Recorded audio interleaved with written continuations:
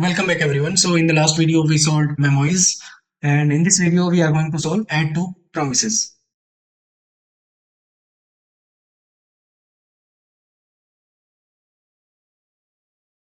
Okay, so we are given two promises, promise 1 and promise 2. We have to return a new promise, that is promise 1 and promise 2 will both resolve with a number.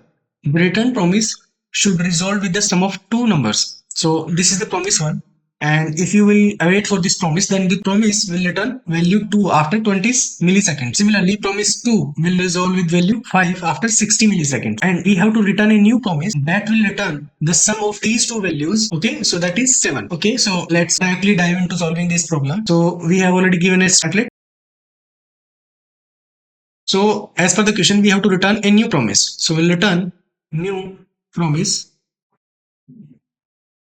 Okay,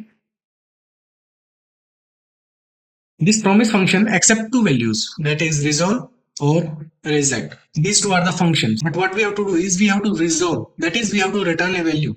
So we call a function and we'll make the function inside the promise as async. Okay, and let me tell you why we have created that function as async. So what we'll do is we will first get the value of promise 1. Okay, so we will await for this value. So let's say value 1. Now we will await for the value 2. Promise 2.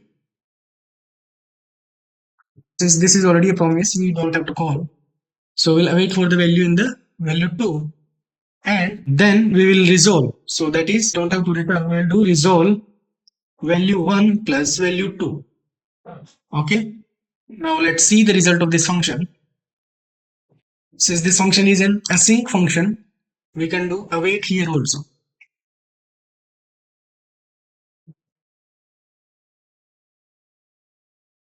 Let's see the result of this. That is, output is 4, but expected is 7.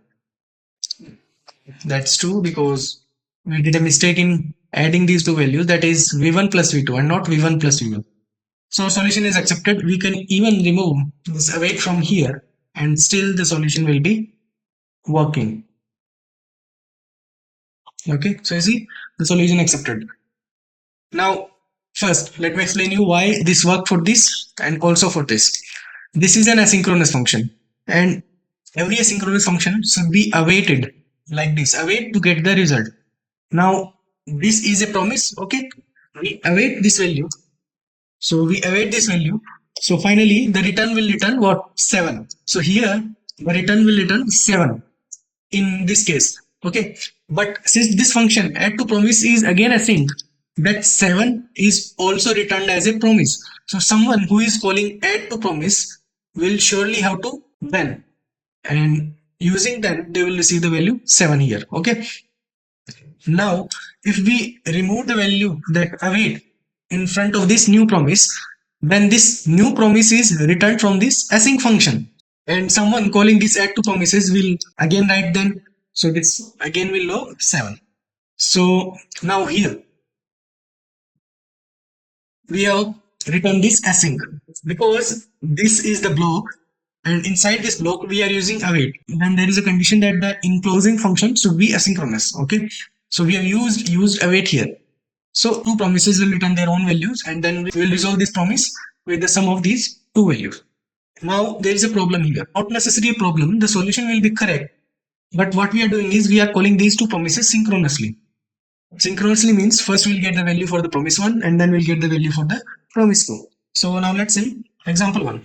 So the value 2 will be resolved after 20 milliseconds, 5 will be resolved after 60 milliseconds, and only after these two are resolved will return v1 plus v2. So total time taken is 20 plus 60, that is 80 milliseconds.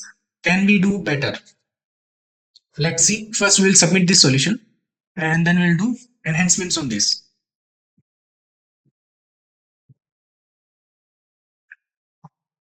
Okay, so there is a function in JavaScript, there is promiseifies, that we can run two promises parallelly. So what we will do is there is promise.all. And in this function, we have to pass all the promises that we want to run parallelly. So these are the two functions or the promise we want to run parallelly. Okay. And this promise.all is again a promise, then we will await. Okay. After resolving, this will return the result. So v1 is now an array. Okay. So v1 is an array and we can get those values as v1 and v2. We'll destructure the return array. And finally, we will return v1 plus v2. Let's see the result of this. So our solution got accepted. So we'll submit this.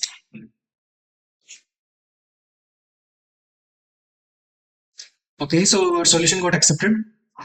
Okay.